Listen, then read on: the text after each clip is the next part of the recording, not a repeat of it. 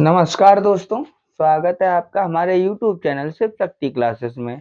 आज हम बात करेंगे नरेशन के पार्ट थर्ड की, जिसमें आज हम बात करेंगे इम्पेरेटिव सेंटेंसों की कि इम्पेरेटिव सेंटेंसों में डायरेक्ट से इनडायरेक्ट किस तरीके से बनाया जाता है। चलिए सबसे पहले जानने का प्रयास करेंगे कि जो इम्पेरेटिव सेंटेंस होते हैं वो क्या क्या होते हैं। इम्पेरेटिव सेंटेंस ऐसे वाक्य होते हैं जिनमें आज्ञा, सलाह, सुझाव या फिर रिक्वेस्ट यानी प्रार्थना का भाव दिखे, वो आपके वाक्य कैसे कहलाते हैं? इम्पेरेटिव सेंटेंस कहलाते हैं। चलिए इनके बेसिक रूल की बात करते हैं। डायरेक्ट से जब इनडायरेक्ट में बनाएंगे तो इसे इनके जो बेसिक रूल होते हैं वो क्या होते हैं, यानी इसका जो सबसे पहला जो रूल होता है, जब हम डायरेक्ट से इनडायरेक्ट में जाएंगे तो जो है रिपोर्टेड स्पीच के,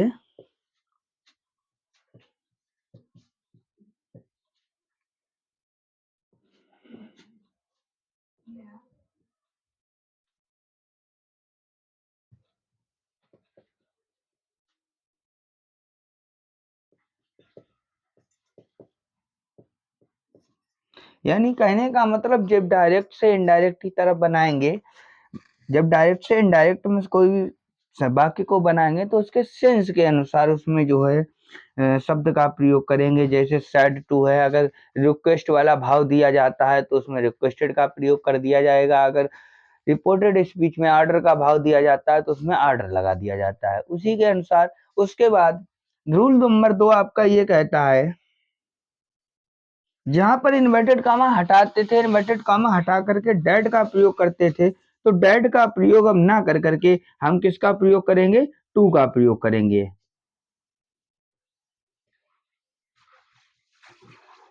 यानी डेड का प्रयोग नहीं वर्जित है, टू का प्रयोग हम करेंगे। उसी अनुसार इसका जो तीसरा रूल जो है वो क्या कहता है, यानी अगर रिपोर्टेड स्पीच के टेंस में जैसे काइंडली या फिर प्लीज जैसे वर्ड आते हैं, यानी काइंडली हो गया, प्लीज हो गया, अगर ऐसे शब्द आते हैं तो इनमें क्या करते हैं, इन शब्दों को हटा दिया जाता है और इनकी जगह पर रिपोर्टिंग वर्ब सैड या सैड टू की जगह पर रिक्वेस्टेड लगा करके वाक्य को बनाया जाता है। चलिए एक दो एग्जाम्पल इसके देखते हैं किस तरीके से, जैसे लिखा हुआ है,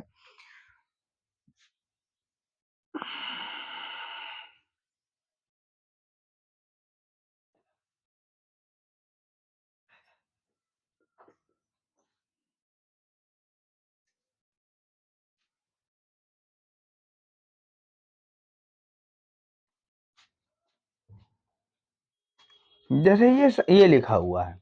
अब ये कह रहा है कि शी सेड टू रानी, उसने रानी से कहा please give me a book, यानी कृपया करके मुझे एक किताब दे दीजिए। पर्सन्स में उसी के अनुसार जिस तरीके से पर्सन्स में पहले परिवर्तन किया जाता था उसी प्रकार अब भी इसमें परिवर्तन किया जाएगा। लेकिन बस इसमें जो है जैसा रूल हमने ऊपर आपको बताया है, सी के नीचे सी ही यूज होगा। उसके बाद सेड टू यहाँ पर प्लीज लग गया है तो प्लीज के अकॉर्डिंग यहाँ पर क्या लगेगा आपका? रिक्वेस्टेड लगेगा। क्या लगेगा? रिक्वेस्टेड। और फिर क्या आ जाएगा आपका? रानी। इन्वर्टेड कामा हटाएंगे तब हम किसका प्रयोग करेंगे? हम टू का। और प्लीज और काइंडली जैसे शब्दों को हटा देंगे। उसके बाद जो सेंटेंस में दिया गया होगा उसी के अनुसार उसको बदलेंगे। गिव अ मी आपका आपका नॉमिनेटिव केस है, वो किसका नॉमिनेटिव केस है? आई का। आई आपका कौन सा पर्सन है? फर्स्ट। और फर्स्ट पर्सन किसके अकॉर्डिंग चेंज होगा? फर्स्ट वाले के अकॉर्डिंग, यानी सी के अकॉर्डिंग। जब सी के अकॉर्डिंग चेंज होगा तो यहाँ पर सी आना चाहिए। सी का ऑब्जेक्ट नॉमिनेटिव केस आपका क्या होता है? हर। और उसके बाद अ बुक। इसी तरीके से हम दूसरा वाक्य देखेंगे, एक उदाहरण और समझने का प्रयास करेंगे।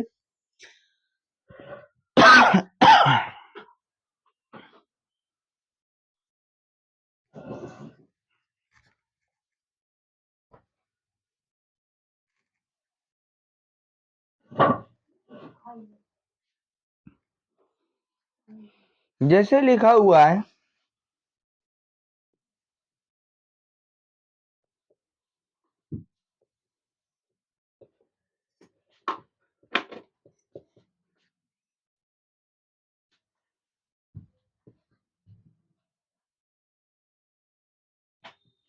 जैसे ये लिखा हुआ है Ram said to Shyam, comma inverted comma start sit down.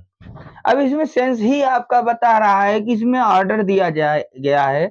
अब उसी के अकॉर्डिंग सेट टू की जगह पे हम किसका प्रयोग करेंगे, ऑर्डर्ड का प्रयोग करेंगे। तो इसमें क्या बनेगा जाके, राम ऑर्डर्ड श्याम, और इन्वर्टेड कामा हटाएंगे तो हम किसका प्रयोग करेंगे, टू, और बाकी जैसा लिखा है वैसा का वैसा ही नोट डाउन कर देंगे। यहाँ पर अगर पर्सन कोई दिया गया होता तो वो पर्सन को हम चेंजमेंट करते। अगर पर्सन नहीं दिए गए हैं तो उसमें कोई भी चेंजमेंट नहीं होगा, जैसा लिखा है वैसा का वैसा ही लिख दिया जाएगा। चलिए देखते हैं इसके आगे क्या होता है। अब सेंटेंस इस तरीके के होंगे जिसमें लेट का प्रयोग करके जो है बनाना पड़ता है वाक्य को। चलिए देखते हैं, होते वो इंपेरेटिव के ही लेकिन लेट से कैसे बनाए जाते हैं, चलिए देखते हैं।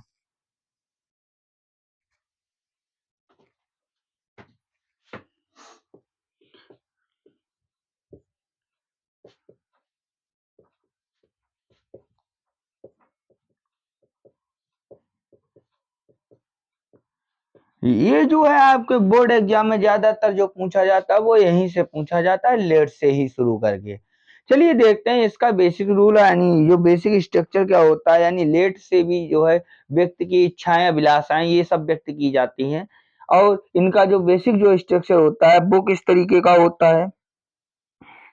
यानी कहने का मतलब ये है कि जैसे इसमें शुड का प्रयोग करके सेंटेंस को बनाया जाएगा। जैसे लिखा हुआ है, शी सेड टू मी,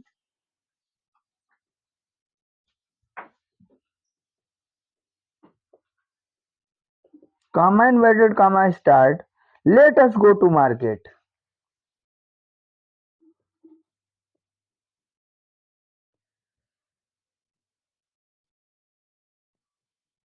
अब लेट से सेंटेंस को शुरू किया गया है। अब यहाँ पर अस तो दिया गया है लेकिन अस को हटा करके अब इसमें पर्सन को ना बदल के डायरेक्टली जो है दे शुड का प्रयोग करके वाक्य को बनाएंगे। चलिए देखते हैं वो किस तरीके से बनाते हैं। लिखा हुआ है let us go to market, यानी अब सेड टू की जगह पे हमें किसका प्रयोग करना पड़ेगा, सजेस्टेड का। तो क्या आ जाएगा, सी सजेस्टेड मी।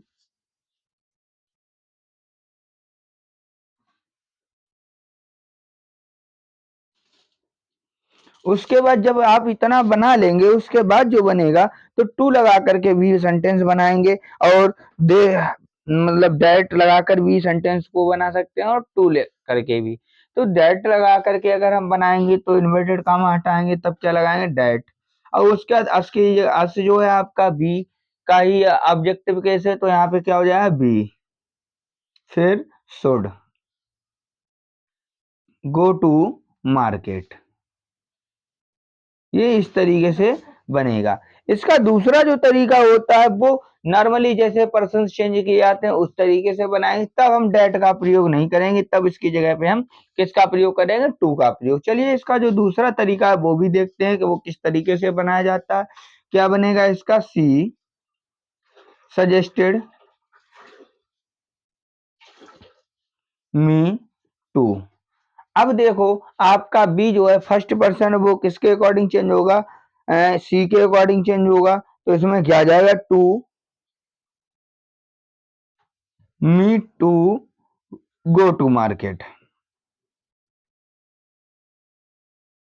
आपको यहाँ पे एक चीज और बताना चाहेंगे, हो सकता है ये लेट वाले सेंटेंस आपको समझ में ना आए, लेकिन कोशिश करना समझने की, अगर समझ में आ जाते हैं तो ठीक है, अन्यथा आप कमेंट में जरूर बताएं जिससे इसकी क्लास को दोबारा से अच्छे से और क्लियरली बताया जा सके। अब कभी कभी ये होता है लेट से जब भी व्यक्ति किसी भी व्यक्ति की इच्छा व्यक्त की जाए तो तब जब इच्छा व्यक्त की जाएगी तो शायद टू की जगह पे बेस्ट का प्रयोग कर देंगे, बाकी बनाने का प्रोसेस पूरा सेम रहेगा। जब भी ऑर्डर या रिक्वेस्ट दिया जाता है तब भी इसका प्रोसेस यही रहता है। उम्मीद है यहाँ तक आपको ये क्लास हमारी समझ में आई होगी, और अगर हमारी क्लास आपको समझ में आई है तो चैनल को सब्सक्राइब जरूर करें और हमारे वीडियो को ज्यादा से ज्यादा शेयर करें। इसी के साथ मिलते हैं आपकी बार जो है नेक्स्ट क्लास में, जो मिलेंगे अब एक नए चैप्टर के साथ मिलेंगे। चलिए इसके साथ मिलते हैं अगली क्लास में। जय हिंद।